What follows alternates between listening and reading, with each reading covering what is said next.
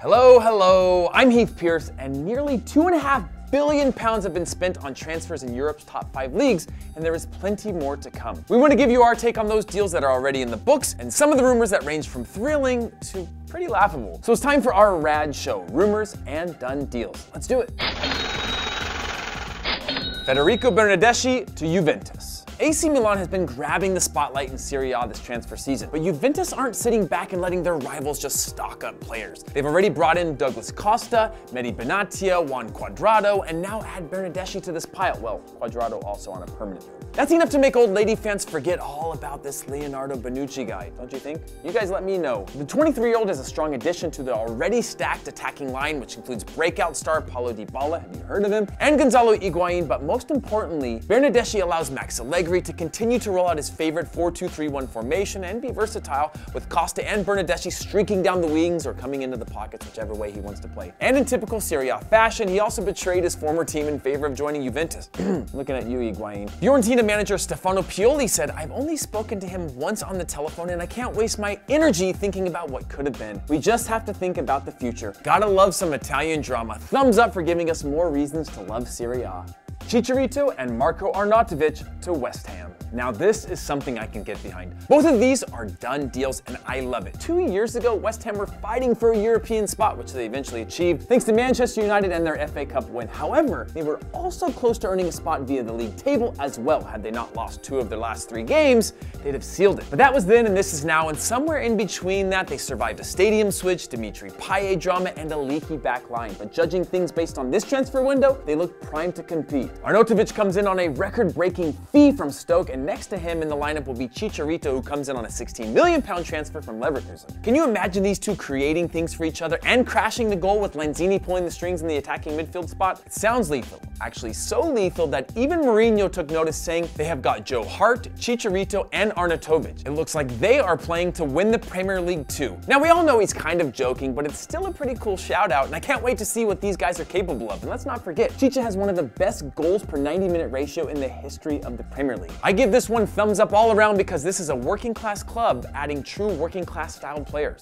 Jack Wilshere to Antalyaspor. I don't know how true this one is. I mean, Sampdoria offered $6 million or somewhere in that range, and Antalyaspor have apparently inquired, but I just don't know how realistic either of these are for this kid. But either way, if that's all that happens in terms of options for him, it's kind of sad to see. And I know he's injury prone and was relatively uneventful during his loan in Bournemouth, but you'd like to think that a solid team like a West Ham, Stoke, or maybe even a dream club like Tottenham or Everton would take a shot at him staying fit and finding his form again, because when he is fit, he's actually really good. If he decides to stay at Arsenal, though, he's just wasting a year of his career because he probably won't play. Not that Arsenal has a real world-class midfielder to just rule him out, but I think his future is just elsewhere, and I hope he gets a better option than Antalyaspor to continue his career. No offense to Antalyaspor. I give this one a thumbs down though, because, you know, not really feeling this one. Antonio Cassano released from Hellas Verona. Look, this isn't really a transfer rumor, it's more of just kind of transfer news or something like that. But here's the deal. We know he's batshit crazy, but if he wasn't, he would have been one of the best Italian players ever. That's according to our FIFA Frank,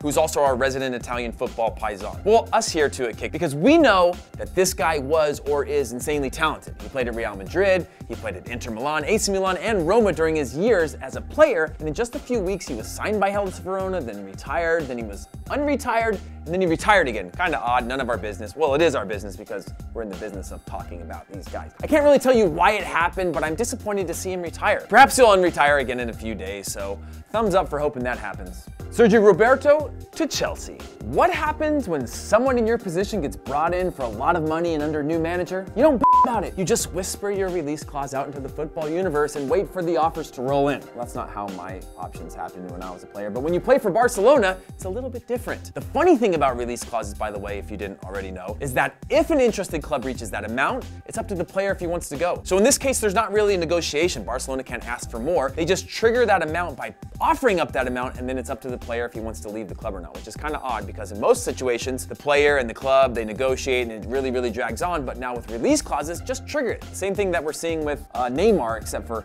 a lot a lot more money. This move actually makes a lot of sense, as Semedo, who's the new signing, will likely be the first choice option, and Valverde doesn't seem to really have a place for Roberto in the team right now, and at the moment, and Conte, by the way, has stated that he needs to build out his outside back depth. While Sergi Roberto has been a utility man at Barcelona, he's found most of his success as an outside back, but can certainly offer Chelsea sufficient cover in a number of positions, which is always nice when you play a million games a year. Whether this happens or not, who really cares? I just enjoy all the drama that it brings onto us, so thumbs up. So guys, that is it for our rumors and done deals. Did we miss anyone? Did we offend you guys? Let us know in the comments. We take it all. And oh, by the way, we're going to be doing a Walk Talk Football with Mexican international and Roma player Hector Moreno this week, so get those questions in. You can ask about the Mexican national team, his career, about other players, just about anything. Get those comments in, get those questions in so we can actually put you guys onto the show. And until next time, comment, like, and subscribe, and we'll see you guys later.